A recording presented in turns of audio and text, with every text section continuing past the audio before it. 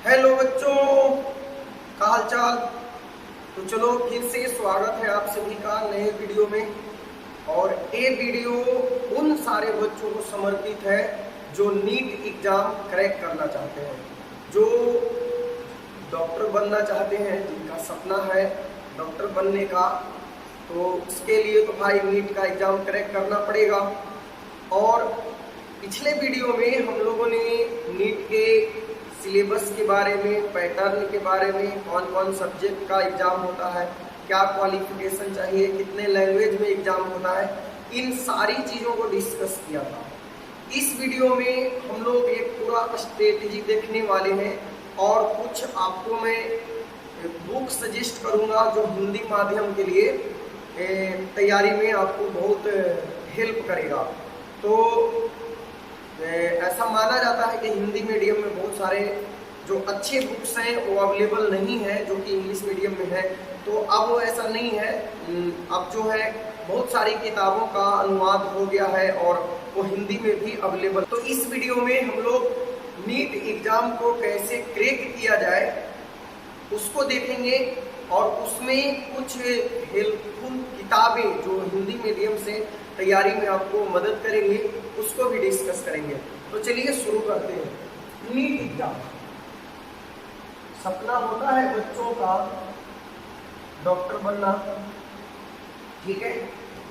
तो इसमें कुछ चीजों का आपको ख्याल रखना है। देखो, कोई भी सिर्फ बातें बना लेना या फिर डिंगे हाँक देना या एक किसी के सामने बोल देना कि हमें डॉक्टर बनना है या नीट निकालना है आसान होता है, लेकिन जब आप इसके रास्ते पे चलोगे, जब आप किसी लक्ष्य को पाने के लिए उस पर चलना शुरू करोगे, उसके लिए मेहनत करना शुरू करोगे, कई सारी कठिनाइयाँ आएंगी।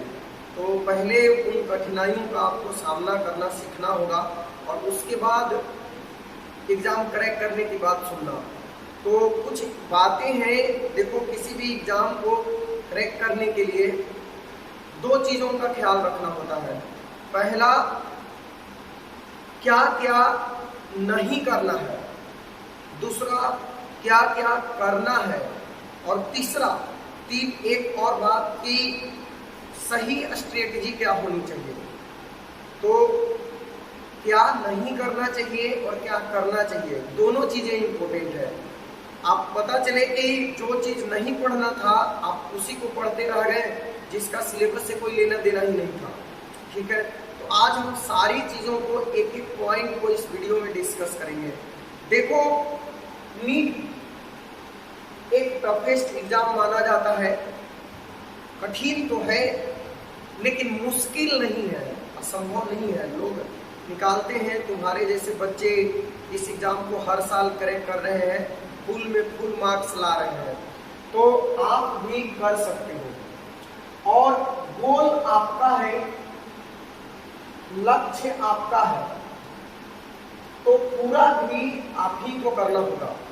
आप ये मत समझो कि हर बार कोई आएगा और आपको मोटिवेट करेगा, आपको बताएगा, प्लान बताएगा या आपके साथ हमेशा खड़ा रहेगा, ऐसा कुछ नहीं है।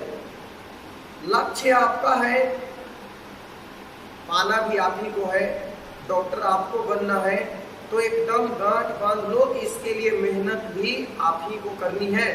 कोई मसीहा नहीं आने वाला है, कोई ऐसा नहीं आने वाला है जो आपको बार बार जब आप डीमोटिवेट हो तो आपको मोटिवेट करे, जब आप फ्रस्ट्रेट हो तो आपको आपके माइंड को फ्री करे, आपसे बातें करे, ऐसा कुछ नहीं है। तो इन सारी समस्याओं से खुद ही जूझना पड़ेगा, ठीक है। तो पहली बात याद रखना कि गोल आपका है तो मेहनत आप ही को करनी पड़ेगी। दूसरी बात, हाँ, टीचर सहायक हो सकता है, मार्गदर्शन दे सकता है कभी कभी, लेकिन असली मेहनत आप ही को करनी होगी। दूसरी बात कि बहुत सारे ज्ञानी लोग आएंगे, इन ज्ञानी लोगों का बात नहीं सुनना है आपको। बहुत सारे ज्ञानी लोग जो एक्चुअल में ज्ञानी होंगे नहीं, लेकिन आपको ज्ञान देंगे कि कोटा से नहीं होता है, कोटा या फिर कोटा से इतने मेहनत के बाद होता है, यहाँ से कैसे हो जाएगा, या तुम्हारा तो बोर्ड में इतना कम है, तुम कैसे कर लोगे, या फिर बोर्ड के एग्जाम के साथ साथ नीट का एग्जाम का तैयारी करना बहुत मुश्किल है। तो कई तरह के बातें करेंगे आपसे और डिमोटिवेट करने का प्रयास करेंगे, लेकिन इन ज्ञानी लोगों को आपको इग्नोर करके चलना है। सुन लो सबकी बातें, इससे सुनो, इससे निकाल दो, ठीक है, उसको माइंड पे नहीं लेना है। ध्यान, समझ रहे हो बात को? कई तरह के लोग मिलेंगे, कई तरह की बातें करेंगे, सबकी बातें सुनने लगोगे, तुम्हारा जो मेन मोटिव था, जो तुम्हारी अपनी बात थी, उसी में कंफ्यूज हो जाओगे, ठीक है। मतलब तुम्हारी अपनी बात है कि करना है तो करना है, निकालना है तो निकालना है, तो फिर बाकी सारी बातों को किनारे लगा दो, कौन क्या कहता है उससे हमें कोई मतलब नहीं है। तीसरी बात कि थोड़ा मोबाइल से दूरी बनाओ, ठीक है, क्योंकि ये बहुत टाइम खराब करता है हमारा। फेसबुक, व्हाट्सएप, इंस्टा, ये सब जो है आपका समय बहुत ज़्यादा बर्बाद करता है। थोड़ा थोड़ा आप यूट्यूब का हेल्प ले सकते हो, इसके अलावे बाकी सारी सोशल मीडिया से दूरी बनाओ, ठीक है। राजनीति से आपको कोई मतलब नहीं रखना है, किसका सरकार बना, किसका गिरा, अभी भूल जाओ कुछ दिनों के लिए सब चीज़, ठीक। तो मोबाइल से दूरी बनाओ। हाँ, यूट्यूब पे बहुत सारे वीडियो लेक्चर है, कई सारे टॉपिक पे इंडिविजुअल लेक्चर है, तो जो टॉपिक आपको परेशान करता है, जो समझ में नहीं आता है, तो उसका आप हेल्प ले सकते हो, बाकी तो हम हैं। तो मोबाइल से दूरी बहुत जरूरी है, क्योंकि ये एक तो आपका टाइम खराब करता है, दूसरा आपके माइंड पे बहुत ज़्यादा प्रभाव डालता है, तो आपके सोचने की शक्ति को कम करता है, आंखों पे प्रभाव डालता है, और कई तरह के बीमारियों का जड़ है। आपको एक स्फूर्ति की आवश्यकता होगी, एक चंचलता की आवश्यकता होगी, और अगर इसमें आप टाइम देते हो तो ये जो है वो सारी चीज़ों को खत्म कर देगा। इससे दूरी बनाओ, मोबाइल से दूरी बनाओ। हाँ, खेलना कूदना जरूरी है, खेलना कूदना बहुत जरूरी है, ठीक है। ऐसा नहीं कि जब आप किसी प्रिपरेशन में लगो तो बिल्कुल से एकदम नीरस जैसा बस किताबें लेकर दिन भर कमरे में पड़े हुए हैं, तो ऐसे पढ़ाई नहीं होता है। और अच्छी पढ़ाई के लिए आपका मूड भी फ्रेश होना चाहिए, मन शांत होना चाहिए, एकाग्र होना चाहिए। ऐसे में 1-1.5 घंटा रोज अपने शरीर पे भी ध्यान दो। अगर एक एक्सरसाइज कर सकते हो, थोड़ा दौड़ लगा सकते हो तो दौड़ो, एक्सरसाइज करो, और नहीं तो फिर कुछ देर क्रिकेट खेल लो, फुटबॉल खेल लो, वॉलीबॉल खेल लो, यानी भाग दौड़ करने वाला जो खेल है जिसमें पूरे बॉडी का एक्सरसाइज होता है, तो वो भी जरूरी है, जिससे थोड़ा मूड फ्रेश बना रहे, स्फूर्ति बना रहे, शरीर थोड़ा ठीक ठाक रहे और दिमाग अच्छा काम करे, तो उसके लिए खेलना कूदना जरूरी है। फिर उसके बाद 3 और महत्वपूर्ण चीजें जो आपको याद रखनी है। इसमें सबसे पहला बात, खुद पे भरोसा रखना, खुद पर भरोसा रखना, ठीक है, खुद पर भरोसा रखना। देखो, ये एक ऐसा चीज है कि ठान लिया तो जीत है। अपने आप पे विश्वास होना चाहिए, कॉन्फिडेंस होना चाहिए। सबसे बड़ी सफलता जो है यहीं से शुरू होती है, सफलता की शुरुआत यहीं से होती है, खुद के ऊपर विश्वास से। अगर आपको खुद ही नहीं लगता है कि हमसे नहीं हो पाएगा, हम नीट एग्जाम क्रैक नहीं कर सकते, या हम इस लायक नहीं है, तो फिर आप लिख लो कि आपसे कभी नहीं होने वाला है। या फिर आप किसी दूसरे के कहने से मोटिवेट होते हैं कि कोई दूसरा आपको कभी बोलता है कि अरे तुम ये कर सकते हो, तुम निकाल सकते हो, और उसके बाद अगर तुम्हारे अंदर ये ललक आई है कि हम नीट निकालेंगे तो भूल जाओ भाई, ये तुमसे नहीं होने वाला, ये तुम्हारे अंदर से आवाज आनी चाहिए कि हमें करना है और हम इसे कर लेंगे। तो खुद पे भरोसा बहुत जरूरी है, सेल्फ कॉन्फिडेंस बहुत जरूरी है। दूसरी चीज कि देखो, टारगेट बना के पढ़ाई करनी है, ठीक है। टारगेट बनाओ, वीकली टारगेट बनाओ, वीकली साप्ताहिक टारगेट बनाओ कि एक सप्ताह में हमें कितना चीज पढ़ लेना है। जैसे आप बायोलॉजी पढ़ रहे हो या केमिस्ट्री पढ़ रहे हो, तो एक सप्ताह का आपके पास रूटीन होना चाहिए कि इस सप्ताह में मान लो मंडे से लेके सैटरडे तक हमें कितना चैप्टर कंप्लीट कर लेना है, और जो संडे का दिन होगा वो सारे चैप्टर को जो आपने 6 दिन में कंप्लीट करा है उसको रिवाइज करो, वो रिवीजन का टाइम होना चाहिए। तो 6 दिन पढ़ाई और 7वां दिन रिवीजन, इस तरह का एक खुद का स्ट्रेटेजी होना चाहिए आपके पास। कि जैसे मान लो आपने सोचा कि अभी जो है एक सप्ताह में हमें केमिकल बॉन्डिंग और पीरियोडिक टेबल कंप्लीट कर लेना है। मान लो इनऑर्गेनिक आपने पकड़ा कि पीरियोडिक टेबल और केमिकल बॉन्डिंग एक सप्ताह में कंप्लीट कर लेना है, तो 6 दिन में दोनों कंप्लीट कर लेना है, पढ़ के उसका फॉर्मूला या उसके डेरिवेशंस या उसके एप्लीकेशंस सारे चीज, और 7वां दिन उसका रिवीजन कर लेना है। तो ये एक टारगेट होना चाहिए आपके पास, साप्ताहिक टारगेट। फिर नेक्स्ट बात जो है वो कि खुद को जांचो, खुद की जांच करना। अब आपको ये भी पता होना चाहिए कि आप जो पढ़ाई कर रहे हो कितना इफेक्टिव है, और जो पढ़ रहे हो जिस चीज के लिए पढ़ रहे हो उसमें वो कुछ लाभ दे भी रहा है कि नहीं दे रहा है। तो उसके लिए खुद की जांच जरूरी है। और एक खुद की जांच आप कैसे करोगे? क्वेश्चन सोल्व करके, क्वेश्चन सोल्व करोगे, और इसी से पता चलेगा कि आपने जो पढ़ा उसका कितना आउटपुट निकल रहा है। तो इसके लिए सबसे बेस्ट जो तरीका है वो है प्रीवियस ईयर क्वेश्चन।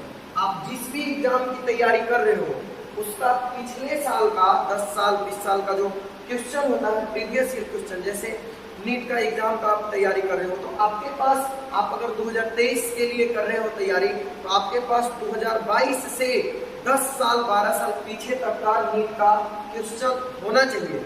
और जिस भी चैप्टर को आप कंप्लीट कर रहे हो उस चैप्टर का प्रीवियस ईयर क्वेश्चन सोल्व करो, और फिर उसमें आप जांचो अपने आप को, देखो कि आपने जब 10 क्वेश्चन सोल्व करा तो इसमें से कितना सही कर पा रहे हो। ठीक है, तो खुद को जांचना भी जरूरी है। ठीक है, तो मैंने बताया कुछ चीजों से दूरी रखो, और मोबाइल से दूरी रखो। जो डिमोटिवेट करने वाले लोग हैं, जो उलूल जुलूल की बातें करते हैं, उनकी बातें मत सुनो, और एक स्ट्रेटजी बना के पढ़ाई करो, खुद पे विश्वास रखो। लक्ष्य तुम्हारा है तो आना भी तुम ही को होगा। ये बात मैं इसलिए कह रहा हूँ, जैसे देखो एक भूख होनी चाहिए अंदर से, ललक होनी चाहिए। एक छोटा सा स्टोरी है, ध्यान से सुनना। अकबर का दरबार लगा हुआ था और कई प्रकार के पकवान बने हुए थे खाने के लिए। दरबार टूटा, सारे लोग खाना खाने के लिए गए जहाँ पे भोजनालय था। तो कई प्रकार के पकवान, चूंकि राजा महाराजा थे, 3600 प्रकार के पकवान सबको परोसा गया।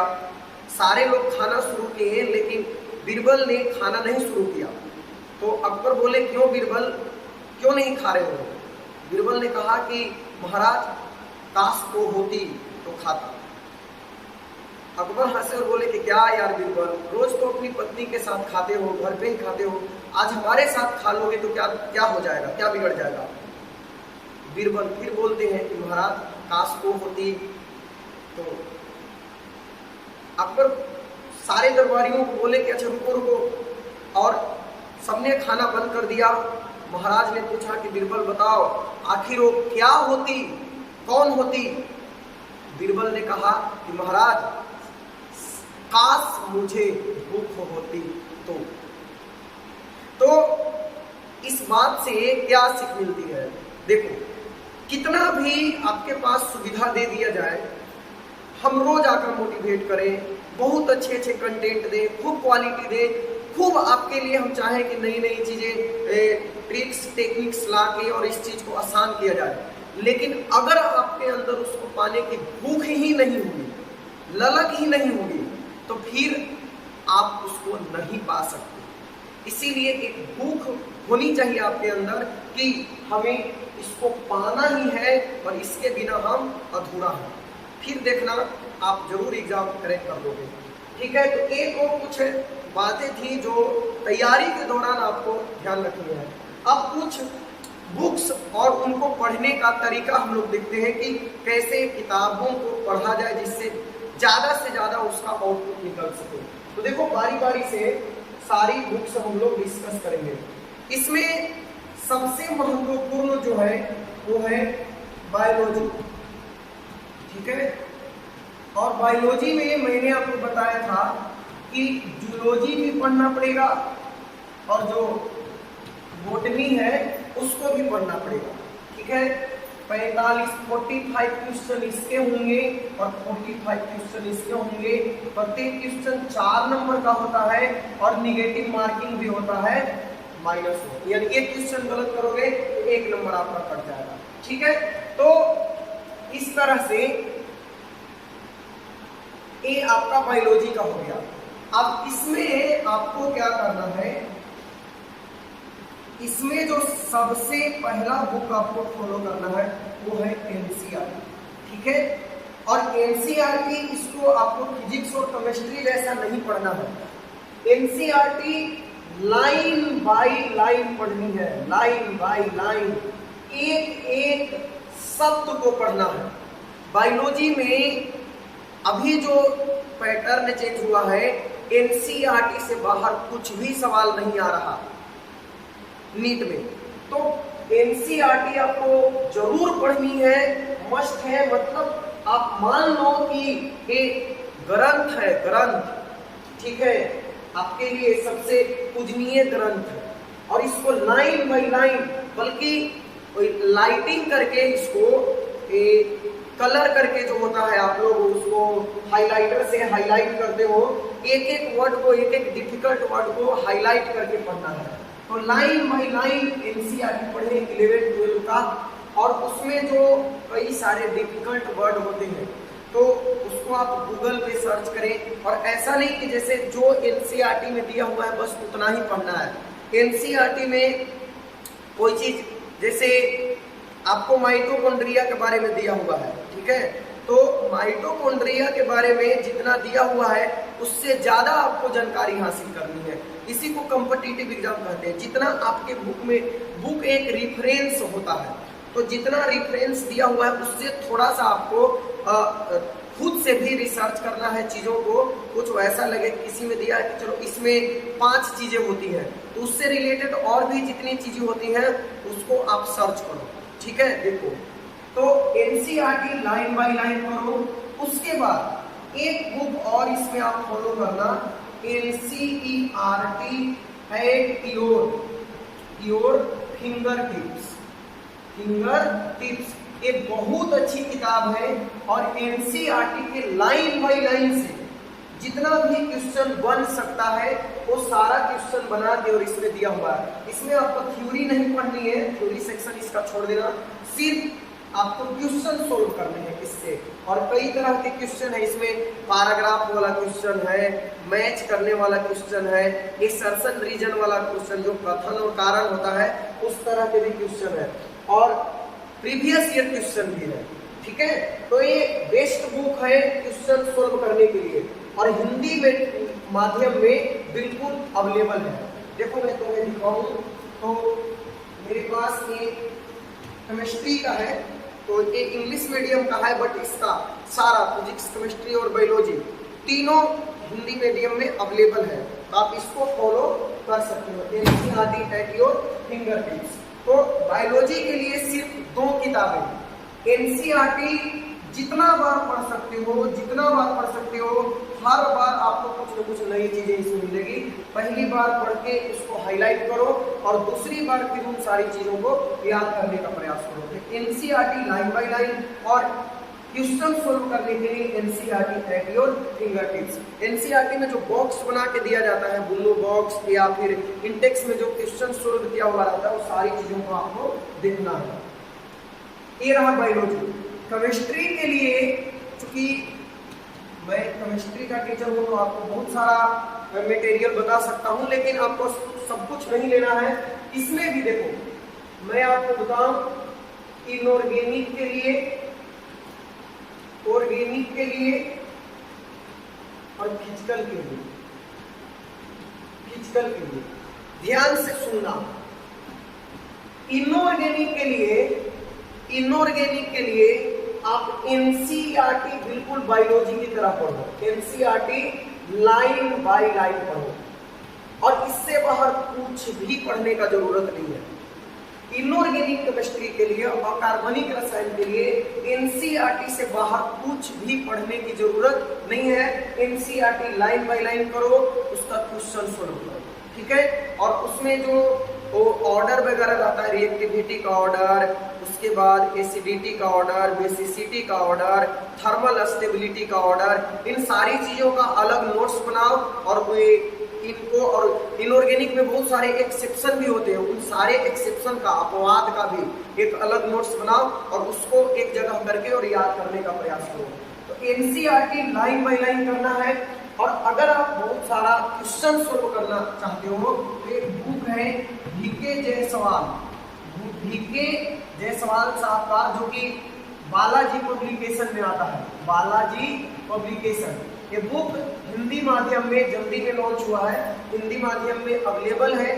बहुत सारे क्वेश्चन है इसमें और टॉप लेवल के भी कुछ क्वेश्चन मिल जाएंगे, तो आप इसको फॉलो कर सकते हो।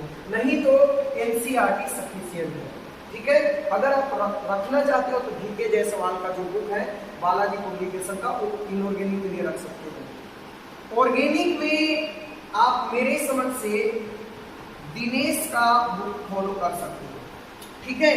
दिनेश पब्लिकेशन का बुक फॉलो कर सकते हो और इसको पढ़ लेने के बाद किसी और बुक की आवश्यकता आपको नहीं पड़ेगी।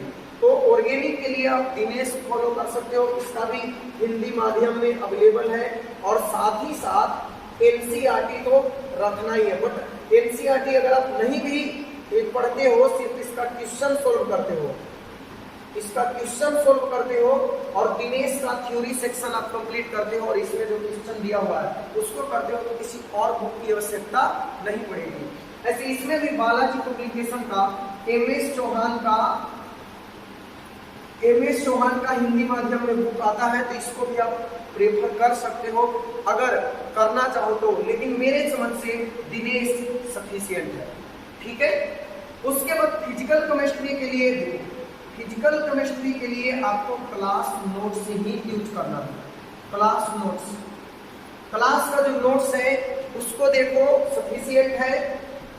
और उसके बाद क्वेश्चन सोल्व करने के लिए एनसीईआरटी जरूर करना है, एनसीईआरटी जरूर करना है। इसका क्वेश्चन फिजिकल केमिस्ट्री में जरूर सोल्व करना है।